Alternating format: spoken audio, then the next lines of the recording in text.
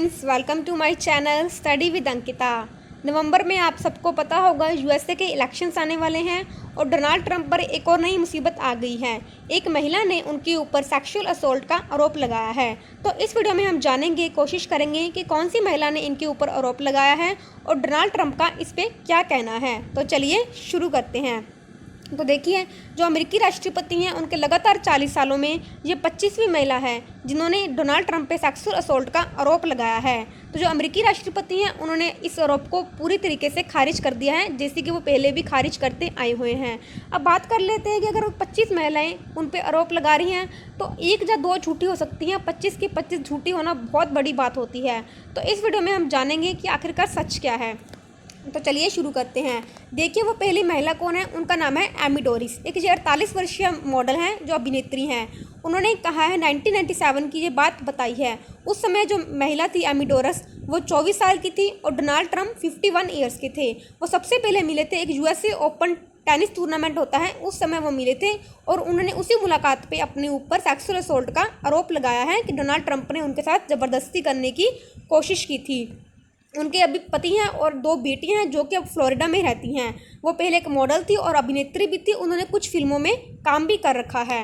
तो आगे बात करते हैं। उन्होंने जो अपना इंटरव्यू दिया है द गार्डियन को दिया है और उसमें उन्होंने बताया है कि देखिए 2016 में भी ट्रंप के खिलाफ जब इलेक्शंस का टाइम था तब भी कैसे लगे थे, काफ़ी सारे महिलाओं ने इनके ऊपर इल्ज़ाम लगाए थे। तब इन्होंने कहा कि मैं भी उस समय सामने आना चाहती थी इनके ऊपर, बट मैं नहीं आ पाई क्योंकि मुझे अपने परिवार की सुरक्षा की चिंता थी।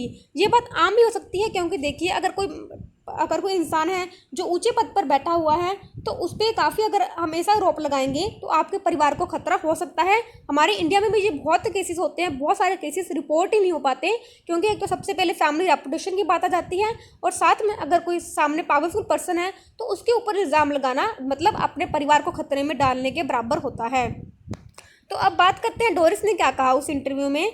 अब उन्होंने कहा है कि उन्होंने आखिरकार बोलना शुरू किया है क्योंकि अब उनकी जो बेटियां हैं, वो आपको बता दूं उनकी बेटियां ट्विंस हैं और अब 13 साल की हो चुकी हैं। वो अपनी बेटियों को ये बताना चाहती हैं कि उनकी माँ ने वो नहीं सहा और अब माँ उनकी बोल रही है। मैं उन्हें देखना चाहती हूँ कि मैं चुप नहीं रही और मैं किसी ऐसे व्यक्ति के लिए खड़ी हूँ जो अस्वीकार्य था, यानी कि मैं ऐसा काम नहीं कर रही हूँ, मैं एक बहुत अच्छा काम कर रही हूँ उनके हिसाब से। वो चाहती हैं कि उनकी बेटे को पता चले कि किसी को भी कुछ ऐसा नहीं करना चाहिए जो आप नहीं चाहते हैं। तो अब आगे बात करते हैं। अब बात करते हैं उस दिन की, 5 सितंबर 1997 की बात है। उनके एक बॉयफ्रेंड हैं जिनका की नाम था जैसन बिन। उन्हीं की वजह से जो जैसन बिन है ये डोनाल्ड ट्रंप के काफ़ी अच्छे मित्र थे। ये एक मैगजीन पब्लिशर थे। उन्होंने उस जो मैच था उस टाइम में डोनाल्ड ट्रंप को सबसे पहले इनकी जो मुलाकात करवाई थी। तब जब डोनाल्ड ट्रंप 51 ईयर्स के साथ थे, उनकी सेकंड वाइफ उनके साथ थी जिसका कि नाम था मार्ला मेपल्स। डोरिस और बीन उस दिन दोनों पहली बार मिले थे ट्रंप के ऑफिस में, ट्रंप टावर्स में। तो बात करते हैं उस आखिरकार मैच में आखिरकार हुआ क्या था। तब उन्होंने बात बताई कि जो मेरा कंटैक्ट लेंस था वो काफ़ी ख़राब हो रहा था, तो इस वजह से मैं वॉशरूम चली गई उसे ठीक करने के लिए। बट जब मैं वॉशरूम से बाहर आई, यानी कि बाथरूम से मैं बाहर आई, तब जो ट्रंप थे वो मेरा बाथरूम के बाहर ही वेट कर रहे थे। फिर उन्होंने अपने आगे शब्दों में कहा कि उन्होंने मुझे ज़बरदस्ती पकड़ लिया और मेरे साथ ज़बरदस्ती सेक्सुअल असोल्ट किया, मुझे किस किया मेरी बिना परमिशन के और मुझे काफ़ी टाइट ग्रिप किया हुआ था, जिसकी वजह से मैं काफ़ी उनसे रिक्वेस्ट करी थी कि मुझे छोड़ दें, पर उन्होंने मुझे नहीं छोड़ा है। उसके बाद उन्होंने कहा कि मैंने उनसे कहा कि मुझे छोड़ दे, बट उन्होंने मेरी इस बात पर कोई ध्यान नहीं दिया और मुझे सेक्शुअली असोल्ट किया।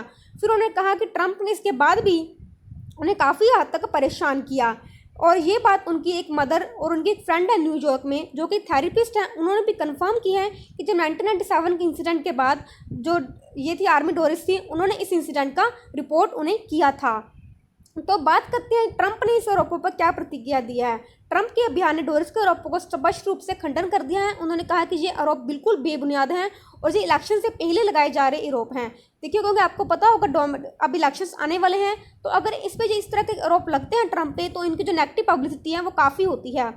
उन्होंने कहा है कि हम इस अप्रत्याशित कहानी के पूर्ण प्रकाशन के लिए द गार्जियन को जवाबदेह ठहराने के लिए हर उपलब्ध कानूनी समाधान पर विचार करेंगे। यह चुनाव से ठीक पहले राष्ट्र ट्रंप पर हमला करने का एक और दयनीय प्रयास है।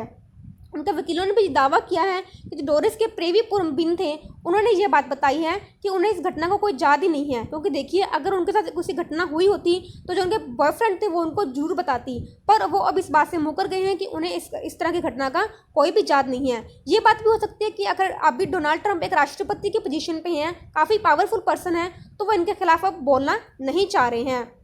और साथ में एक बात और कही जा रही है इस मामले में कि अगर उनके साथ ऐसी घटना कोई हुई थी तो वो फिर पूरा मैच देखने के बाद ही वापस क्यों गई थी। अगर घटना होती है अगर ऐसी कोई, तो फिर वो मैच के बीच में छोड़ के क्यों नहीं चली गई है। तो अब वकीलों ने आरोप लगाया है कि अगर ट्रंप ने सार्वजनिक स्थानों पर अनुचित व्यवहार किया होता तो ऐसे गवाह भी होते जो उनके दावों की पुष्टि कर सकते थे। तो ये बातें की गई हैं डोनाल्ड ट्रंप की तरफ से। मैंने आपको दोनों पक्ष बता दिए, एक तो एमी डोरिस का पक्ष भी और साथ में डोनाल्ड ट्रंप का पक्ष भी आपको बता दिया है। अब ये बात में कितनी सच्चाई है ये तो आखिर जो इन्वेस्टिगेशन होगी उसी में पता चल सकेगा। तो आशा करती हूँ आपको ये वीडियो अच्छी लगी होगी। अगर आपने अभी तक मेरे चैनल को सब्सक्राइब नहीं किया हुआ है तो प्लीज़ सब्सक्राइब कर लीजिए, साथ में बेल आइकन को भी प्रेस करिए। टेलीग्राम चैनल ज्वाइन करिए, study with Ankita. Thanks for watching my video. Take care and bye bye.